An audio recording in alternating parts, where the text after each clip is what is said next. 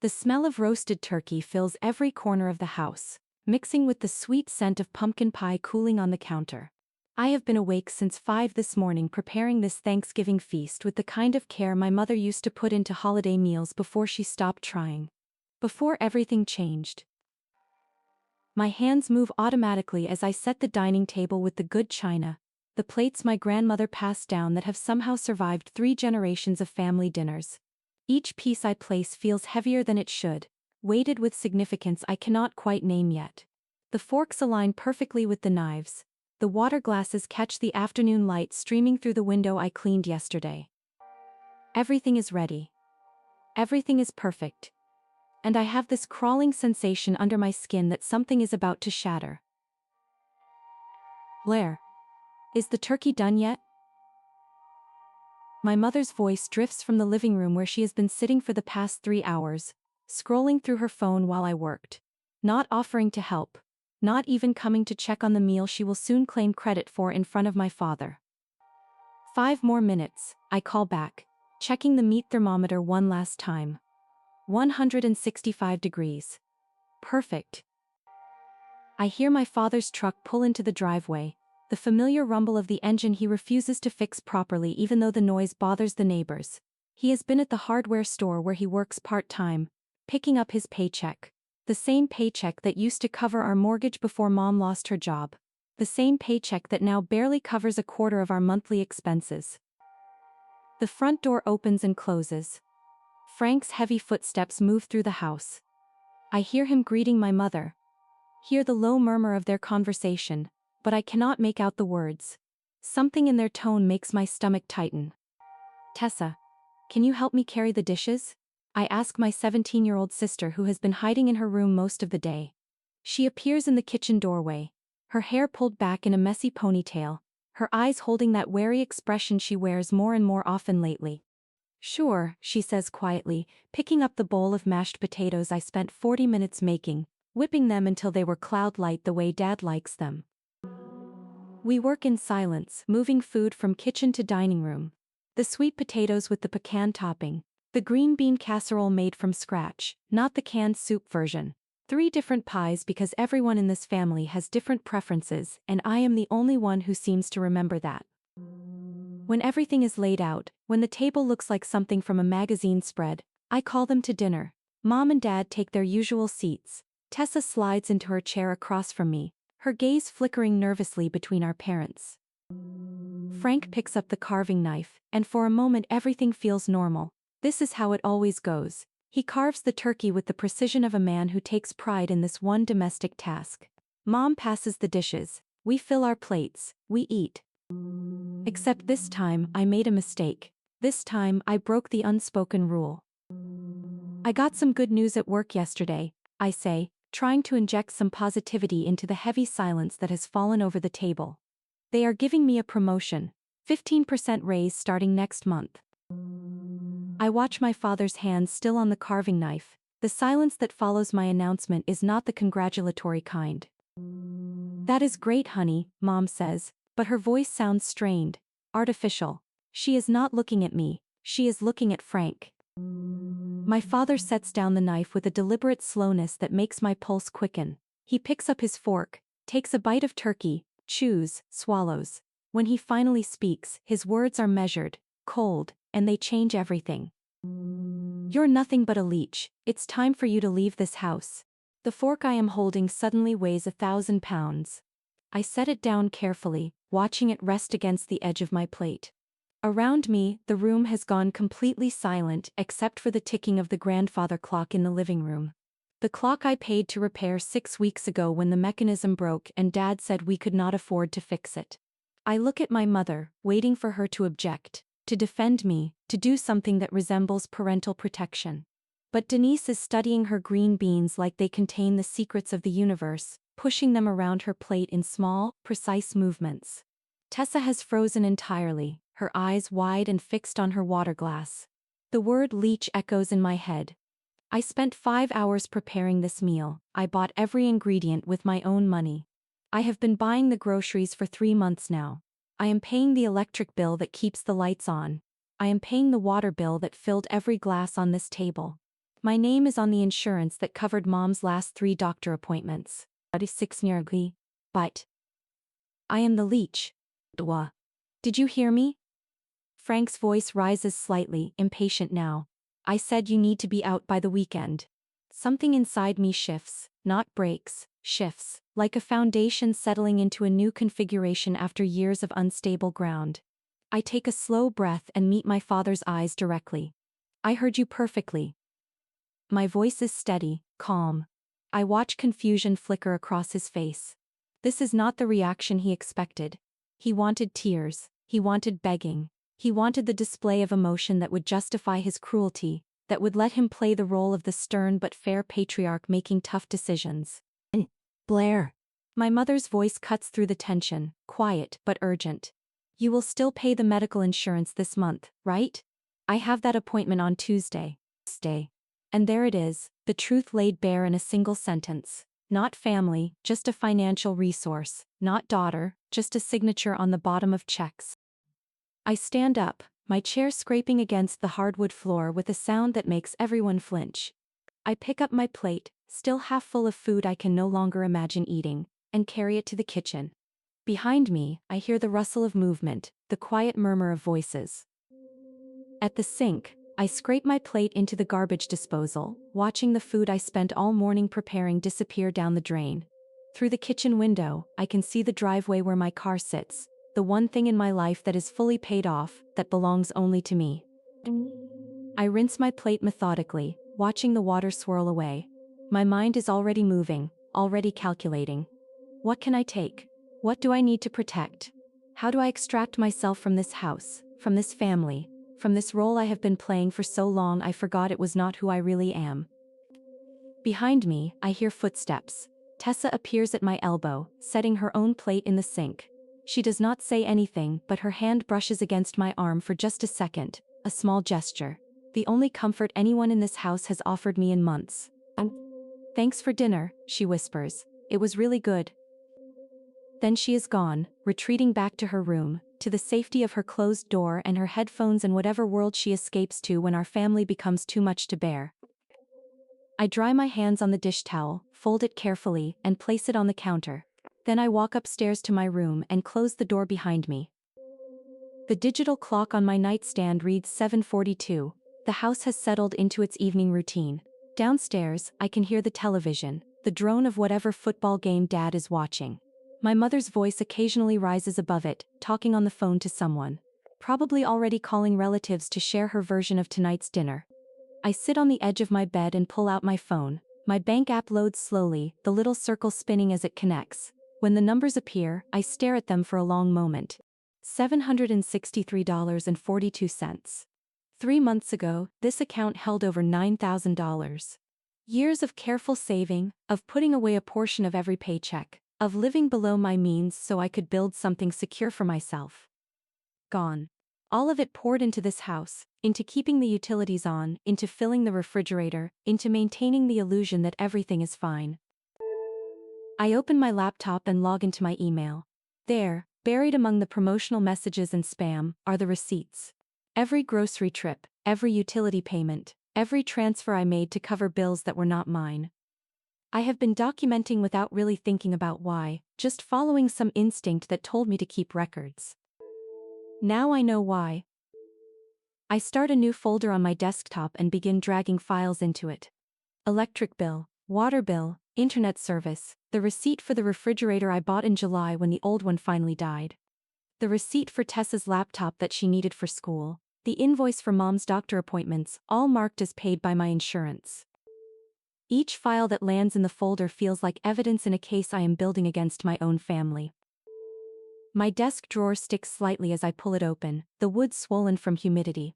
Inside are the usual things: pens, sticky notes, old phone chargers, but underneath them, I find something that makes me pause. A bank statement, not mine. Frank's name is printed at the top. I pull it out slowly, confused. We have not had paper bank statements in months.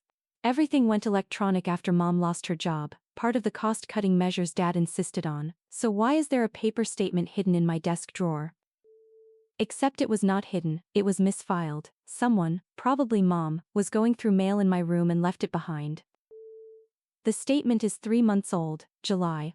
I scan the transactions, expecting to see the usual pattern of meager deposits and immediate withdrawals. But instead, I see deposits. Large deposits. $4,000. Then another $2,000, then $1,500. My hands start to shake as I dig deeper into the drawer. More statements. August shows $5,000. September shows nearly $7,000.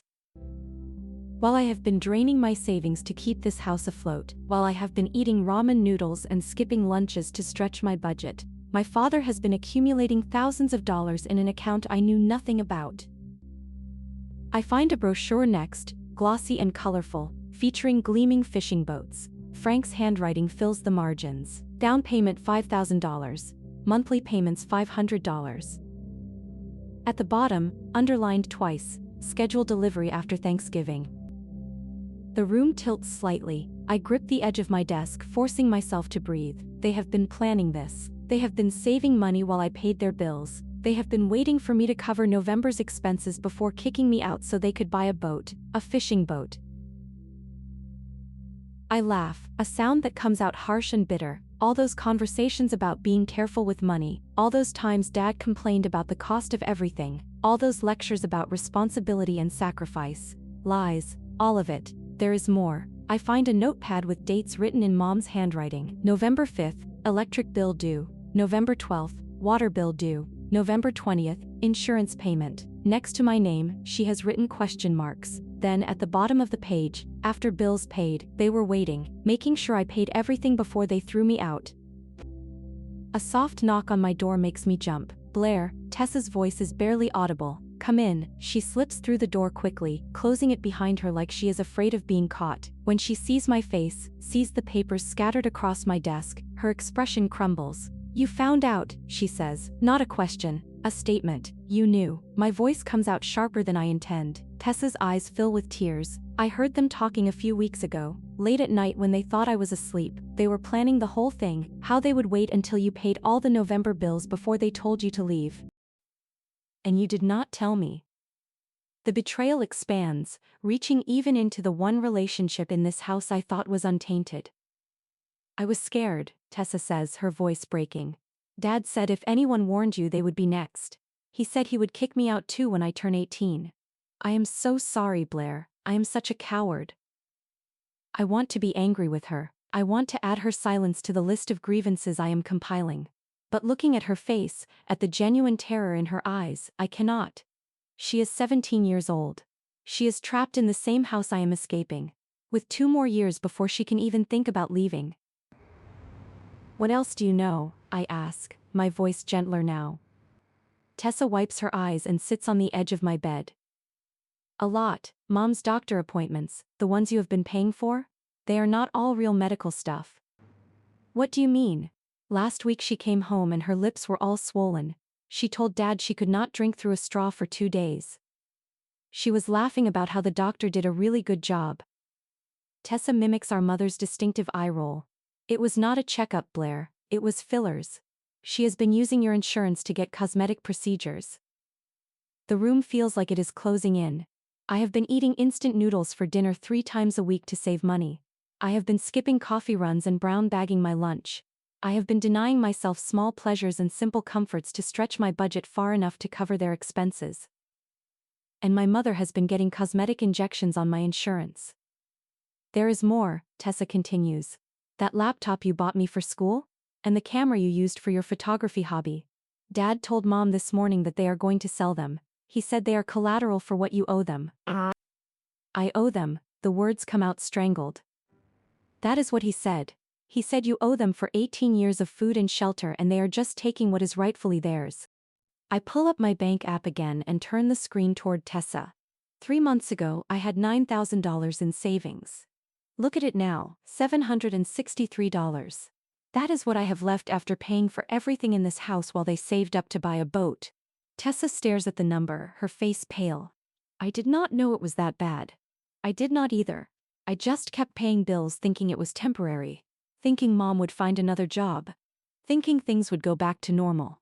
I closed the app and set my phone down. But this was never about temporary hardship. This was planned. What are you going to do? Tessa asks. I look at the papers scattered across my desk. The bank statements, the brochures, the notepad with mom's handwriting calculating exactly when to dispose of me. And I realize that I have a choice to make. I can confront them, I can present this evidence and demand an explanation. I can expose their lies and their manipulation and their betrayal. Or I can leave quietly. I can pack my things and walk away and let them discover on their own what happens when the person paying all their bills is no longer around to be exploited.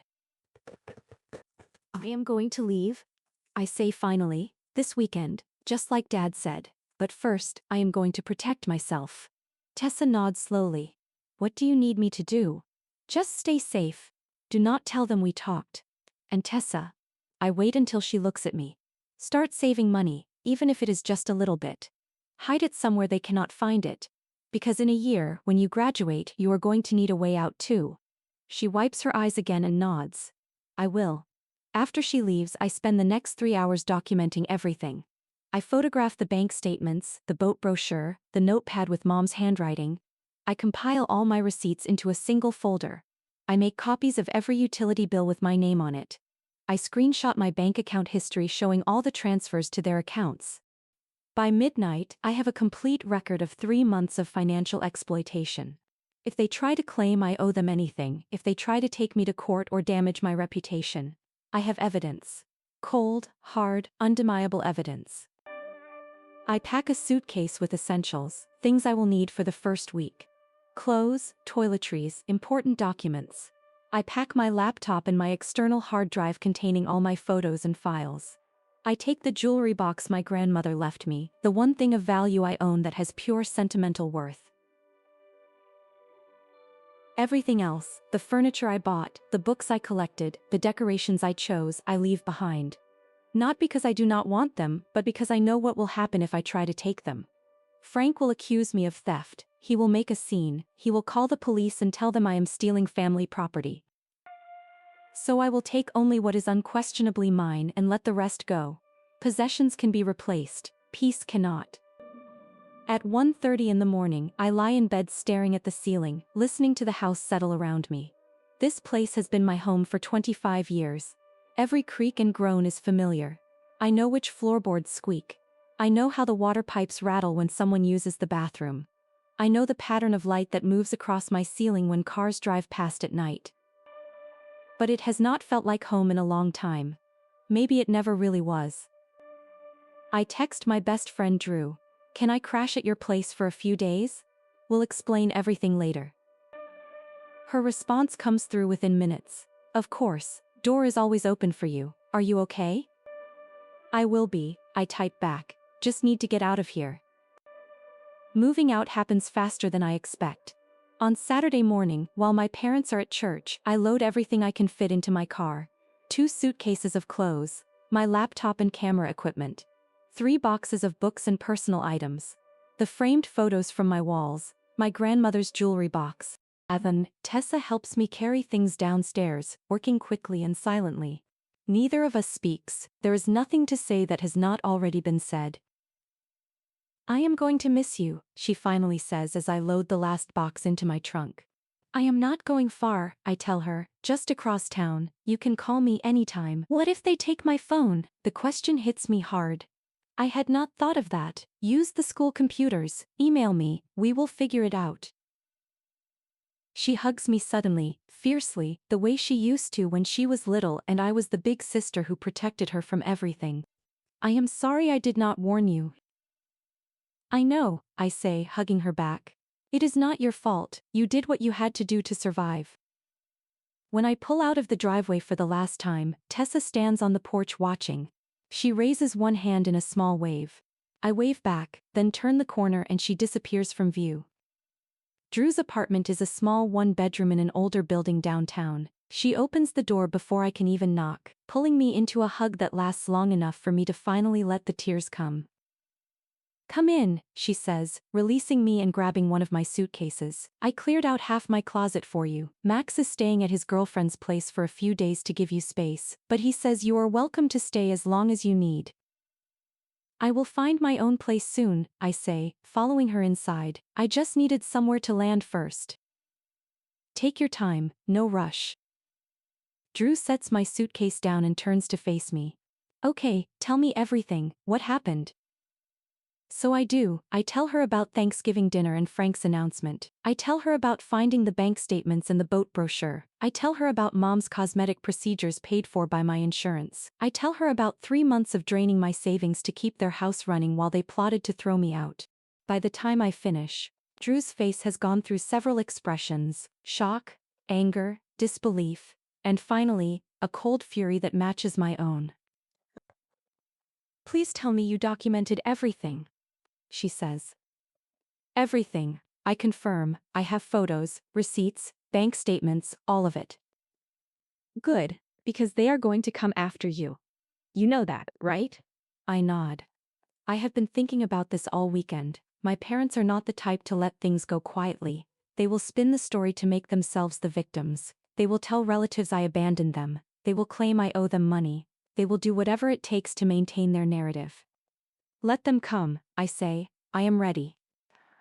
The next morning I start making calls. First, the electric company. I explain that I need to remove my name from an account at my parents' address. The representative is helpful and professional. Within 10 minutes, I am no longer responsible for their electricity bill.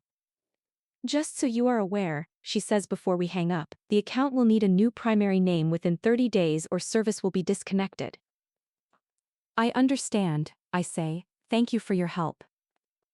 Next is the water company. Same process, same result. Then the internet provider. Then the insurance company. Each call feels like cutting another rope that has been binding me to their sinking ship. With each account I close or transfer, I feel lighter.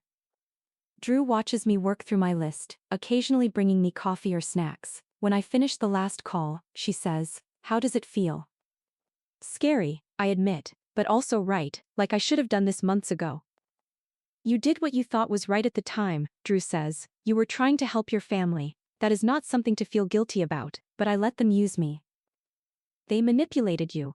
There is a difference. My phone rings. Mom's name flashes on the screen. I stare at it for a long moment before answering. Claire. Her voice is high-pitched, panicked. What have you done? The power company just called and said our electricity will be shut off in 30 days if we do not transfer the account to Frank's name. And the water company? And the internet. What have you done? I removed my name from your accounts, I say calmly. I no longer live there, so I am no longer responsible for your bills. But you cannot just abandon us like this. We need those services. Then I suggest you put them in your own names and pay for them yourselves. Blair, please. The panic shifts to pleading. We cannot afford all of this right now. Your father is between jobs and I am still looking for work. You know how hard things have been. Hard enough to buy a fishing boat. The words come out before I can stop them. Silence. I found the bank statements, Mom. I found the boat brochure. I know you have been saving thousands of dollars while I paid all your bills, so do not tell me you cannot afford this. More silence. Then, in a smaller voice, how did you find those? They were in my room, in my desk drawer. Someone left them there by accident. I hear her talking to someone in the background. Frank. His angry rumble is unmistakable even though I cannot make out the words. You had no right to go through our financial documents. Mom says, her voice hardening. They were in my room, in my desk. But that is not really the point, is it? The point is you lied to me. You manipulated me, you let me drain my savings to cover your expenses while you saved up to buy luxury items. That boat is not a luxury. It is an investment. Your father needs it for his mental health. The absurdity of the statement almost makes me laugh. Then I guess he can use his mental health boat money to pay the electric bill. Blair, you are being incredibly selfish right now. No, Mom, I am being selfish for the first time in 3 months. There is a difference. I hang up before she can respond. My hands are shaking but my resolve is solid. Drew appears with a glass of water.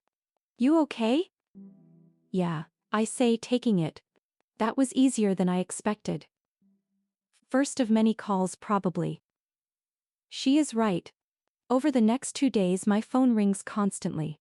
Mom, Dad, relatives I have not spoken to in years. Everyone has an opinion about my behavior. Everyone thinks they know what I should do. I let most of the calls go to voicemail. The few I answer follow the same pattern. Accusations, guilt trips, demands that I reconsider. None of them want to hear my side of the story. None of them ask why I left. They just assume I am being difficult, being selfish, being ungrateful. On Wednesday, I receive a text from Tessa. They are blaming me for telling you about the bank statements. I did not say anything, but Dad does not believe me. Can I come stay with you? My heart breaks reading those words. I text back immediately. I am staying with a friend right now in a one-bedroom apartment, but I am looking for a place with 2 bedrooms. Hold on a little longer if you can. I will come get you the second you turn 18. Her response is a single word. Okay. That night, I lie on Drew's pull-out couch and make a decision. I am not just going to survive this. I am going to build something better. I am going to create a life where I am not constantly sacrificing myself for people who do not appreciate it. Thursday morning, I call my boss and explain the situation. Not all of it, just enough. I am having some family issues and I need to find a new place to live quickly. Is there any way to get an advance on my promotion raise? She is surprisingly understanding. We can do a one-time advance on your first paycheck at the new rate. Will that help? It will. Thank you so much. With the advance, I have enough for first month's rent and a security deposit. I spend my lunch break looking at apartments. By Friday, I have found a small one-bedroom place within my budget. It is not fancy. The carpet is old and the kitchen is tiny, but it is mine.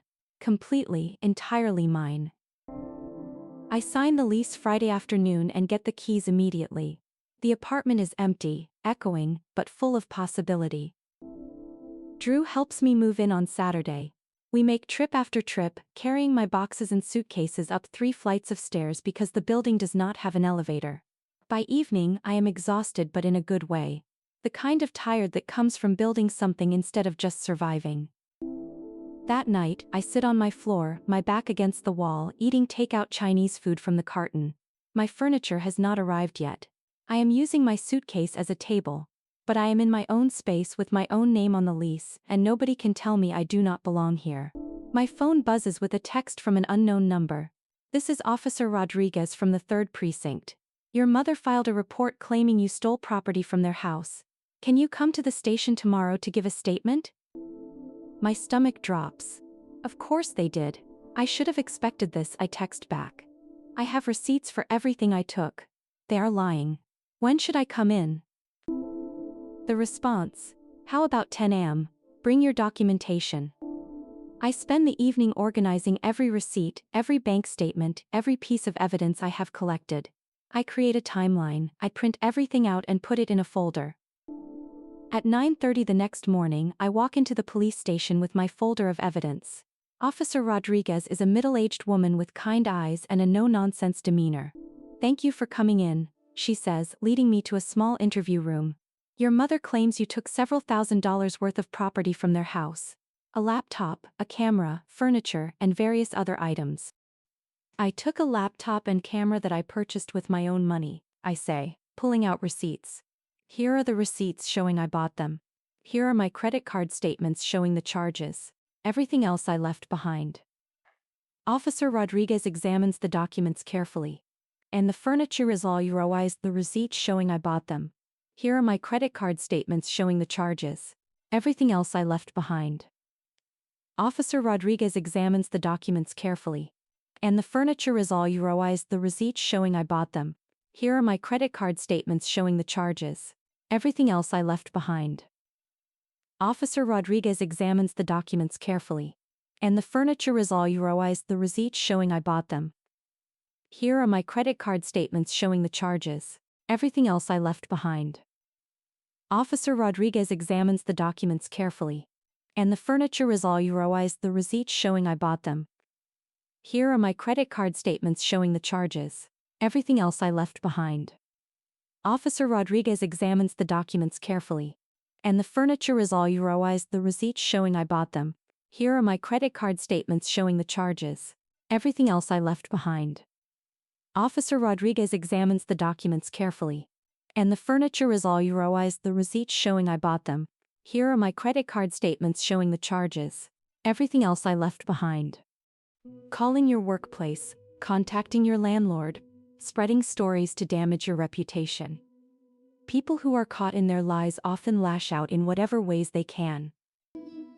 Her words prove prophetic. That afternoon, my boss calls me into her office. Blair, she says carefully.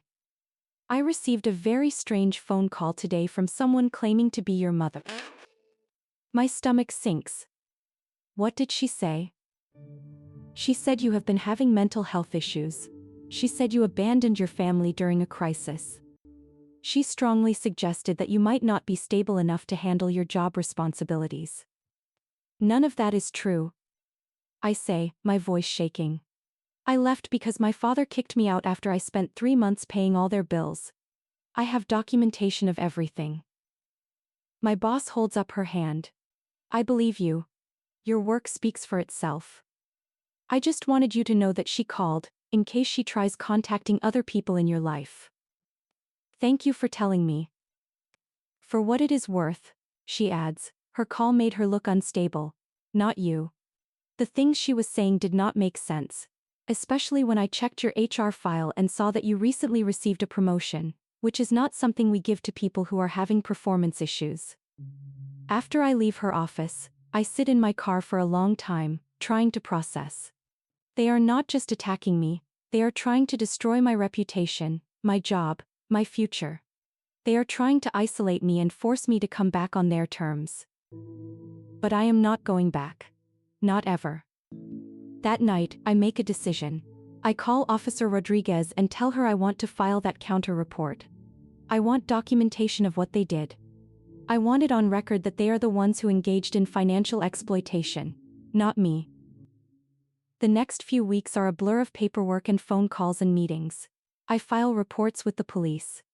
I submit complaints to the insurance company about fraudulent claims. I document every instance of harassment, every threatening message, every attempt to damage my reputation. My parents respond by escalating. Frank shows up at Drew's apartment one night, pounding on the door and demanding to see me. Drew calls the police. He is arrested for disturbing the peace. Mom calls my workplace again, this time claiming I stole money from them. My boss, now fully on my side, records the call and forwards it to the police as evidence of harassment. They contact my landlord, claiming I am a problematic tenant who will cause trouble. My landlord, who has already received first and last month's rent plus deposit, tells them to stop calling or he will file harassment charges. Each attack makes them look worse and makes my case stronger. They are so focused on punishing me that they do not realize they are building evidence against themselves. 2 months after I leave, I receive a call from a detective. Miss Blair, we have finished our investigation into your parents' financial dealings. I want you to know that we found evidence of insurance fraud related to your mother's cosmetic procedures. We are also pursuing charges for attempted identity theft related to the unauthorized attempts to access your bank accounts. What does that mean? I ask. It means your parents are facing potential criminal charges. The district attorney's office will be in touch about whether they want you to testify. I hang up feeling a strange mix of emotions. Relief that I am being vindicated, sadness that it came to this, anger that they pushed things this far instead of just accepting responsibility. But mostly, I feel free. For the first time in months, maybe years, I feel like I can breathe. 3 months after leaving, I host my first Thanksgiving in my own apartment. It is tiny compared to my parents' formal dining room. My table is a card table I bought secondhand. My dishes are mismatched sets from the thrift store. But the people around the table are genuine. Drew, who gave me a place to land when I had nowhere to go. Max, her roommate, who made me laugh when I needed it most. A few coworkers who became real friends through this ordeal. And Tessa, I drove to my parents' house and picked her up, with their permission. Or rather, with their sullen acceptance. They are too worried about their legal troubles to fight me on letting Tessa visit. She sits next to me, helping me carry dishes from my tiny kitchen to the table. She looks lighter somehow, less burdened. We talk regularly now, always on her school email, so they cannot monitor it. She is making plans, saving money, preparing for her escape in a year and a half when she graduates. This is nice, she says quietly as we work. Different from home, better different or worse different. Better, she says without hesitation, way better.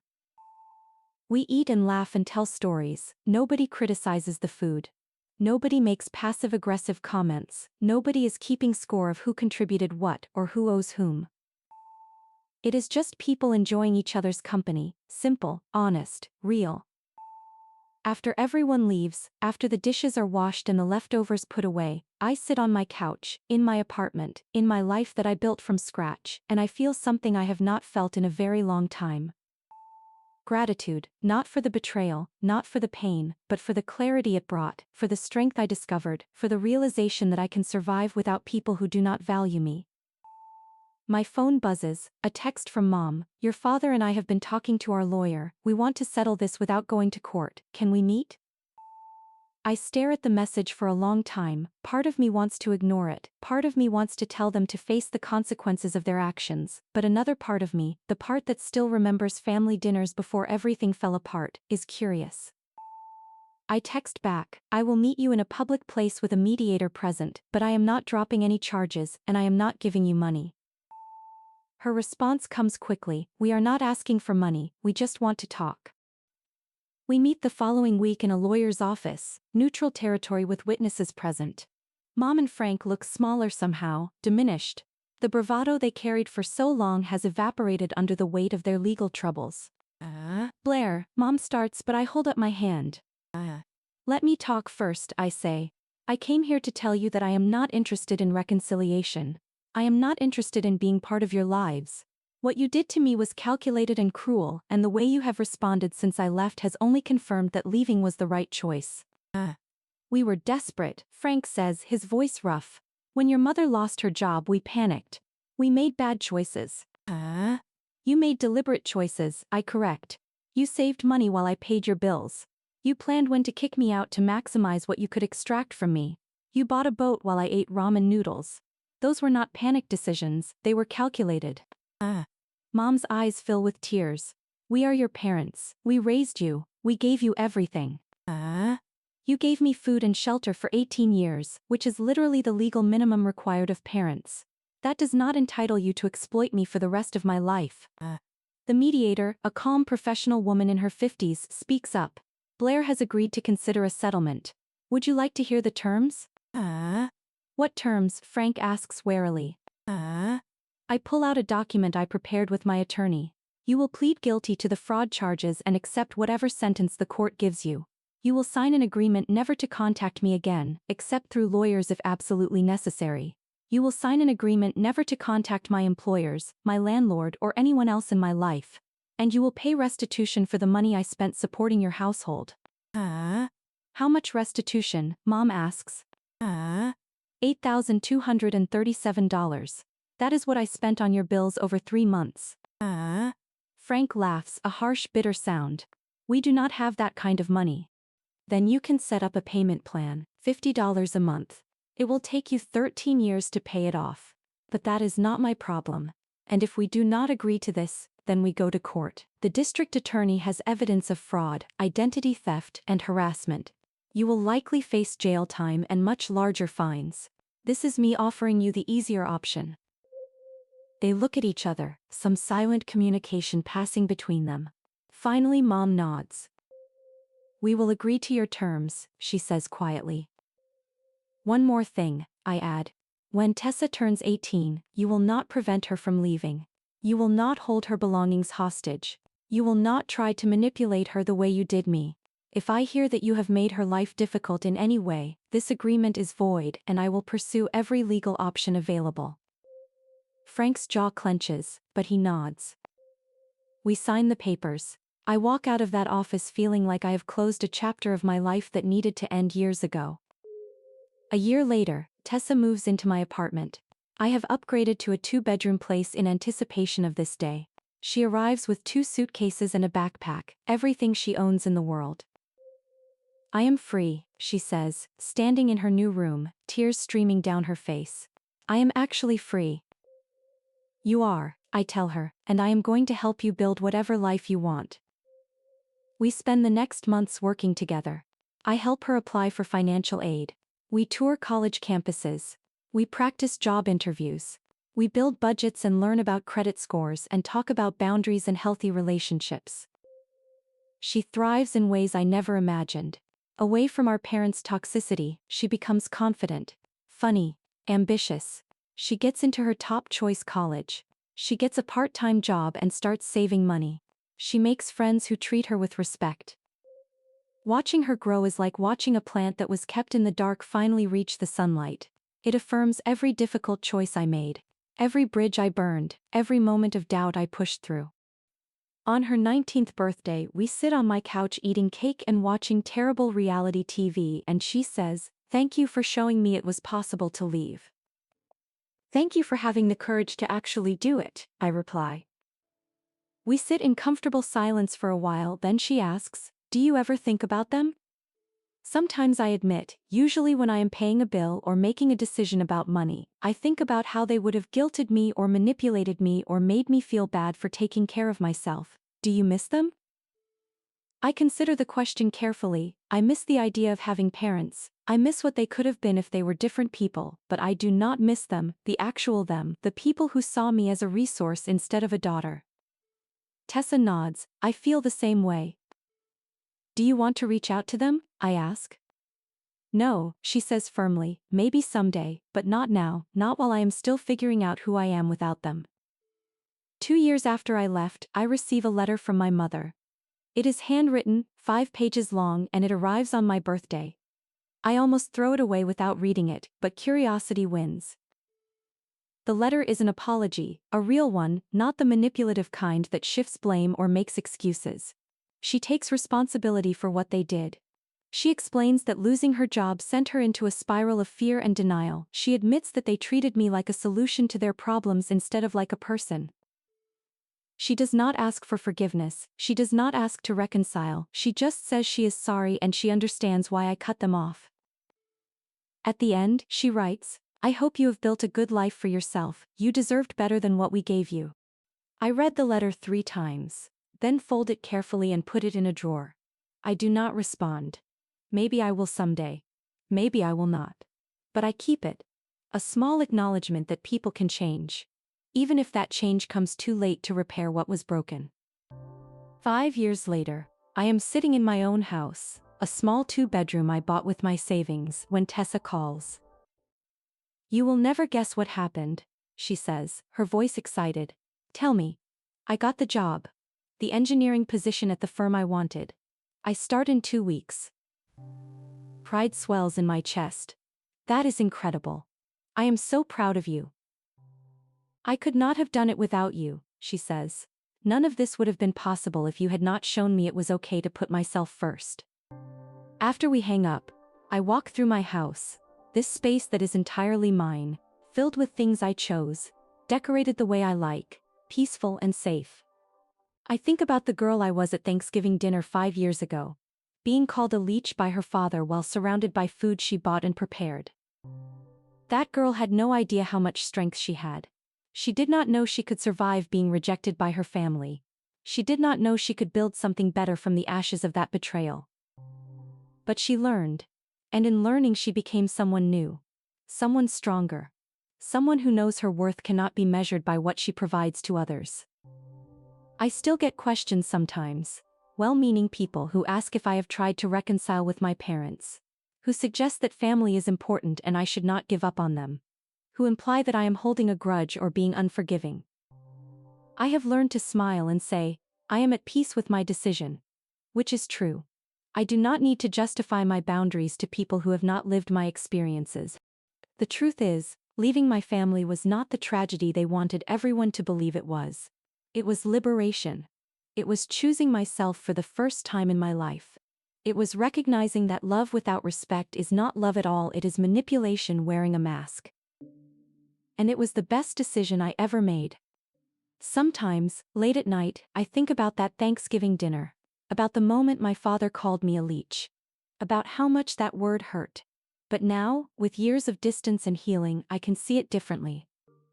He called me a leech because I was finally the one in control. Because my name on the bills meant his authority was diminished. Because I had power and he wanted to take it back by making me feel small. But I did not stay small, I grew. I left. I built something better. And that in the end is the real story, not about betrayal and exploitation, though those things happened, but about discovering that you can survive the loss of people you thought were essential, that you can thrive when you stop letting others define your worth, that sometimes the family you build is better than the family you were born into.